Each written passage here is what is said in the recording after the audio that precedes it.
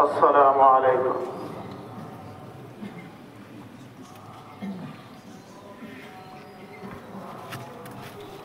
الحمد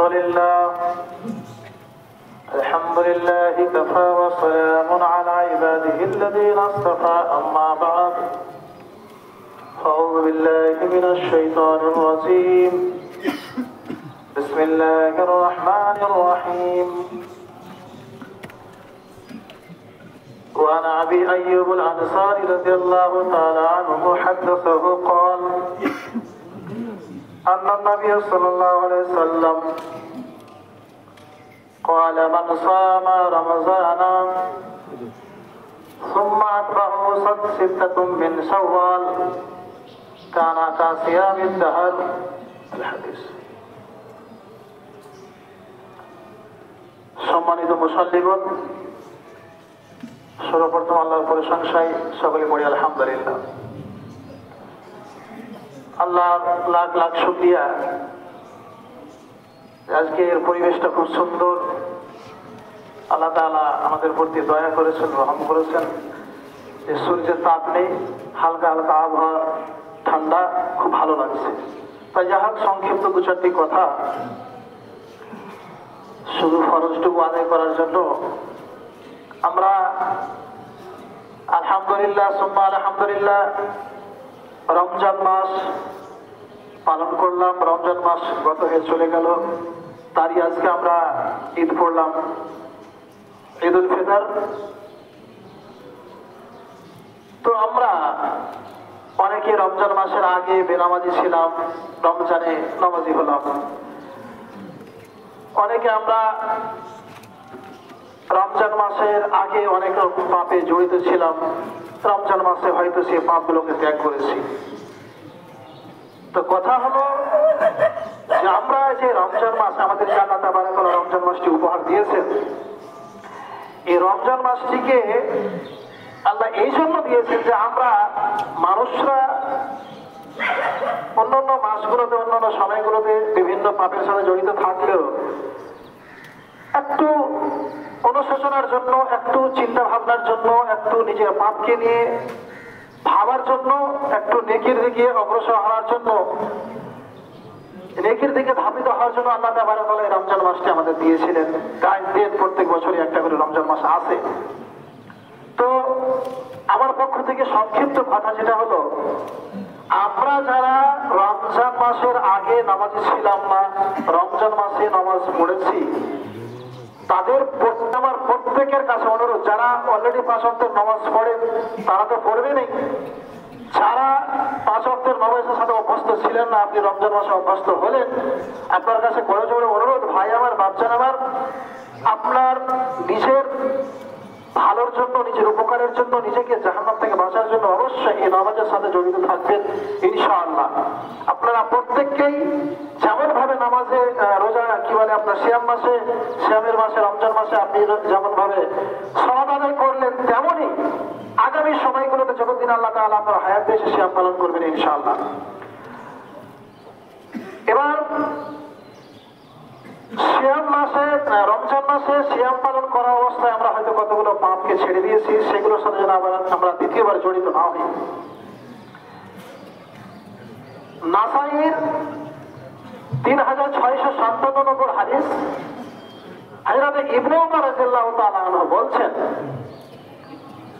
তিনি বলছেন, ক্বালা রাসূলুল্লাহ সাল্লাল্লাহু আলাইহি ওয়াসাল্লাম, আল্লাহ রাসূল সাল্লাল্লাহু আলাইহি ওয়াসাল্লাম বলেছেন, সালাসুন ক্বাদ হারামাল্লাহু আলাইহিমুল জান্নাহ, 3 শ্রেণীর মানুষ যাদের প্রতি আল্লাহ তাবারক ওয়া তাআলা জান্নাতকে হারাম করে দিয়েছেন। সংক্ষিপ্ত কথা, 3 শ্রেণীর মানুষ, সালাসুন ক্বাদ হারামাল্লাহু আলাইহিমুল জান্নাহ, 3 শ্রেণীর মানুষ যাদের প্রতি আল্লাহ তাআলা কি হারাম করেছেন? জান্নাতকে হারাম করে দিয়েছেন। জাহান্নাম তার জন্য হালাল, জান্নাত তার জন্য হারাম। তো কত বড় দুঃখের বিষয় যে আল্লাহ তাবারক ওয়া তাআলা, রাসূল তাদের জন্য জান্নাত হারামের ঘোষণা দিয়ে দিচ্ছেন। 3 শ্রেণীর মানুষ। নাম্বার 1, মুদমিনুল খামর।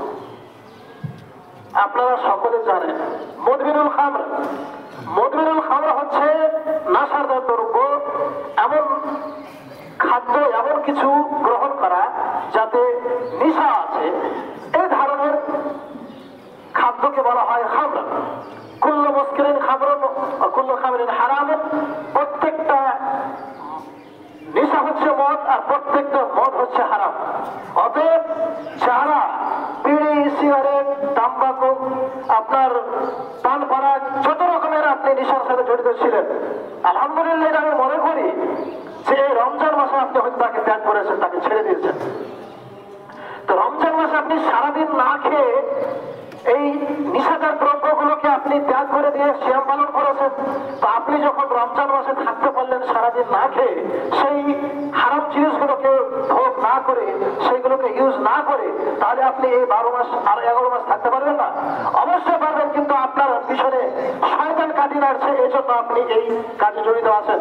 তো প্রত্যেকটা মানুষের কাছে অনুরোধ, যারা নেশার সাথে জড়িত, আপনাদের বলি, আপনি যদি এই নিয়মিত ধারাবাহিকভাবে যদি নিষেধাজ্ঞা দ্রব্য পান করেন, তাহলে আল্লাহ রাসূল সাল্লাল্লাহু আলাইহি ওয়াসাল্লাম ঘোষণা দিয়েছেন যে কাদ হারামাল্লাহু আলাইহিল জান্নাত, তার জন্য জান্নাত হারাম।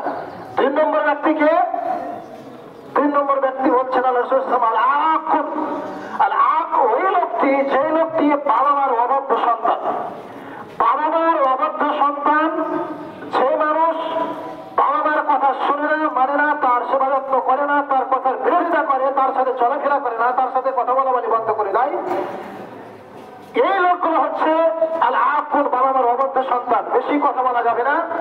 তো বাবা মার অবাধ্য সন্তান যারা বাবা মার নাফরমানি করে, যারা বাবা মার উল্টো চলে, যারা বাবা মাকে ছেড়ে দেয়, বাবা মাকে ছেড়ে দিয়ে নিজে বউ বাচ্চা নিয়ে, নিজের পরিবার সংসার নিয়ে জীবনযাপন করে, এরা হলো আল আকুন, বাবা মার অবাধ্য সন্তান। এদের জন্য জান্নাতকে আল্লাহ তাআলা হারাম করে দিয়েছেন, আল্লাহ রাসূল সাল্লাল্লাহু আলাইহি ওয়াসাল্লাম ঘোষণা দিয়েছেন। 3 নম্বর হচ্ছে আত-তাইয়ুস আল্লাযী ইয়াকিরু ফি আহলিহি আল-খাবাস। তাইয়ুস ওই ব্যক্তি, যে ব্যক্তি তার পরিবারকে, তার ছেলেকে, তার মেয়েকে, তার স্ত্রীকে বিহায়া করার সুযোগ দিয়েছে। এই রমজান মাসে যারা রমজান মাসের সিয়াম পালন করলো, আল্লাহ অনেকগুলো ইবাদত করলো, বাকি 11 মাস যদি এই বেহায়াপনার সাথে জড়িত থাকে, যদি রমজান মাসে সেই বেহায়াপনা থেকে বাঁচে আর নিজের পরিবারকে বাঁচায়, আর বাকি 11 মাস যদি জড়িত থাকে, তাহলে পরে সেই সফলতা পাওয়া যাবে না। তো আর তাইয়ুস হলো ওই ব্যক্তি, যে ব্যক্তি তার নিজের পরিবারকে কি দিয়েছে, বেহায়াপনার সুযোগ দিয়েছে। বাজারে গেলে ছেলেদের দেখা পাওয়া যায় না, শুধু মেয়ে আর মেয়ে, অথচ বরখা পরে সুন্দরভাবে বরখা পরে বাজার করছে, সবজি কেনাকাটা করছে, ফলমূল কেনাকাটা করছে, কাপড় চোপড় কেনাকাটা করছে। বাজারে হাজারো মুসলিম মেয়ে ছেলে ওই আপনার বাজারে কেনাকাটা করছে। তার স্বামীরা কোথায় গেছে? তার স্বামীরা কি বিদেশে চলে গেছে?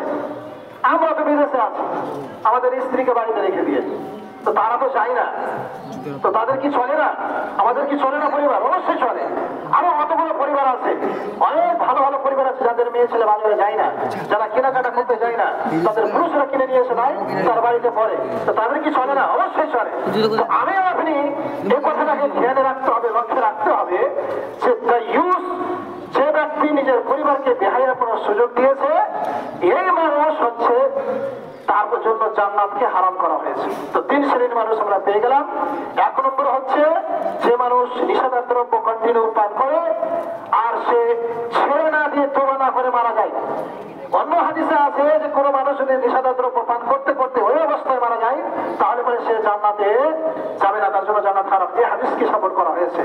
অতএব ভাই আমার, বন্ধু আমার, যারা নেশাদার দ্রব্যের সাথে জড়িত, যারা আপনারা রমজান মাস অতিবাহিত করলেন, আপনি নেশাদার দ্রব্য পান করেননি, অবশ্যই আপনার জীবনযাপন চলছে, একটু ভালো করে বোঝার চেষ্টা করুন।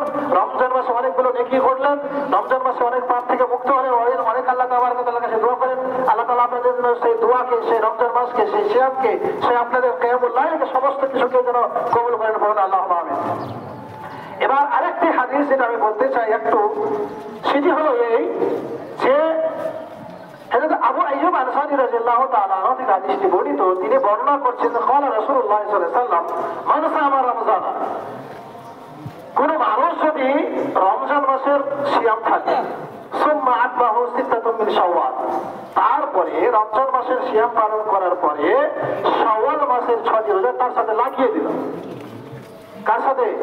রমজান মাসের সিয়ামের সাথে শাওয়াল মাস, এই যে আজকে শাওয়াল মাসের 1 তারিখ, আজকে থেকে শাওয়াল মাস শুরু হয়ে গেল, তো এই শাওয়াল মাসের 6টি রোজা রমজান মাসের সাথে লাগিয়ে দিল, সুন্নাত পাও তার সাথে লাগিয়ে দিল, তাহলে কানা কা সিয়ামের দাহার, সেই জন্য পুরো 1 বছর জমানা 1 বছর ধরে রোজা রাখলো। তো 1 বছর ধরে রোজা রাখলে যত নাকি পাওয়া যাবে, শাওয়াল মাসের 6টি রোজা রাখলে তত নাকি পাওয়া যাবে। কথা বুঝে নিব না হয়, রমজান মাসের সিয়াম পালন করলো কোনো মানুষ, তার সাথে শাওয়াল মাসের 6টি রোজা রাখলো, তো আমরা যদি 30টি রোজা রাখতে পারি, তো 6টি রোজা কি পারবো না? অবশ্যই পারবো ইনশাআল্লাহ। তাহলে পরে এই 6টি রোজা যদি আমরা রমজান মাসের সাথে লাগিয়ে দিই, তাহলে পুরো 1 বছর রমজানের পুরো 1 বছর সিয়াম পালন করলে যত নাকি পাওয়া যাবে, এই শাওয়াল মাসের 6টি রোজা রাখলে তত নাকি পাওয়া যাবে। অতএব এই যে 2টি হাদিস আপনাদের সম্মুখে রাখলাম, সংক্ষিপ্ত খুতবা, কথাটি অবশ্যই মনে রাখবেন। প্রত্যেকটা ভাইয়ের কাছে যারা নেশার সাথে জড়িত, অনুরোধ আপনারা নেশা গ্রহণ করবেন না, বলুন ইনশাআল্লাহ, বলুন ইনশাআল্লাহ। যারা বিশেষ করে নেশা খাচ্ছেন তারা বলুন ইনশাআল্লাহ। মনে করেন আজকে এই ঈদগাহের ময়দানে এই মাহফিলে আজকে থেকে ইনশাআল্লাহ মরতে নেশায় কোনোদিন মুখে করবো না, এই কথা এখানে ওয়াদা করে এখান থেকে উঠে যাবেন, যদি আপনি এই হারাম না করতে চান জান্নাতকে।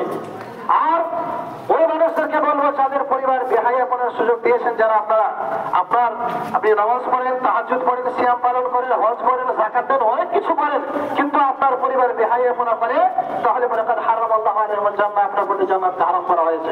অতএব এটা মনে রেখে আপনি আপনার পরিবারকে শাসন করুন। আর যারা মাতা পিতার অবদ্ধ সন্তান, তারা আজকে গিয়ে যারা মাতা পিতাকে কষ্ট দিয়েছেন, দুঃখ দিয়েছেন, তাদের কাছে তাদের হাত ধরে, তাদের পা ধরে ক্ষমা চেয়ে নেবেন।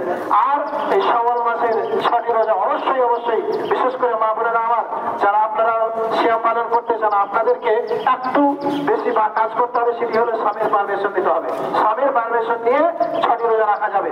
তো আমরা যেন এই 2টি হাদিসে শুনলাম, এই 2টি হাদিসে যে 4টি কথা আমরা পেলাম, এই 4টি কথার প্রতি যেন আমরা আমল করতে পারি, তার জন্য আল্লাহ তাআলা তৌফিক দান করুন। আল্লাহুম্মা আমিন।